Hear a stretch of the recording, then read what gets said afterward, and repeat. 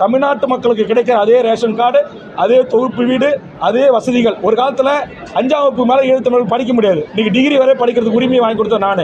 இப்போ கூட போன முந்தானத்துக்கு இந்த கூட்டத்தில் முதலமைச்சர் அவையில் வச்சுக்கிட்டு நான் சொன்னேன், என் ஈழ தொப்புள் குடி உறவுகள் பொறியியல் படிக்க முடியல, மருத்துவம் படிக்க முடியல, அதை படிக்கிற உரிமையை ஒன்றிய அரசு வழங்கணும், வழங்கி படிக்க வைங்க அப்படின்னு சொன்னேன்.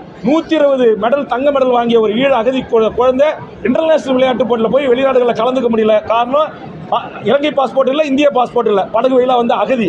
அதனால் அவர்களுக்கு இரட்டை குடியுரிமை வழங்கணும், சிறப்பு முகாமை திருச்சி இழுத்து மூடணும், இப்படி பல கருத்துக்களை, மக்களுக்கான கருத்துக்களை எடுத்து கூறி அதை அரசின் ஊடாகவே சாதித்திருக்கிறார். இப்போ கடைசியாக சாதிச்சது ஒரு தொகுதிக்கு ஒரு கலை அறிவியல் கல்லூரி அரசு கொடுக்கணும் அப்படின்னு என் கோரிக்கையை முன்வைத்து முதலமைச்சர் கொள்கை அளவில் ஏற்றுக்கிட்டு என் கடலூர் மாவட்டத்து அரசு விழாவில் இதுவரையிலும் என் தொகுதிக்கு கலை அறிவியல் கல்லூரியே இல்லை, இப்போ அறிவிப்பு செய்தார்கள். அங்கே கூட முதலமைச்சர் சொன்னார், வேல்முருகன் எதையுமே கோபமாக கேட்பார், ஆத்திரமாக கேட்பார், எனக்கும் கோபம் வரும், ஆனால் கோபம் இருக்கிற இடத்தில் தான் குணம் இருக்கும் என்று சொல்லி அந்த கல்லூரியை அறிவித்தார். அதே வார்த்தையை முதலமைச்சர் நேற்று முன்தினம் பேரவையில் அறிவித்திருக்கிறார்.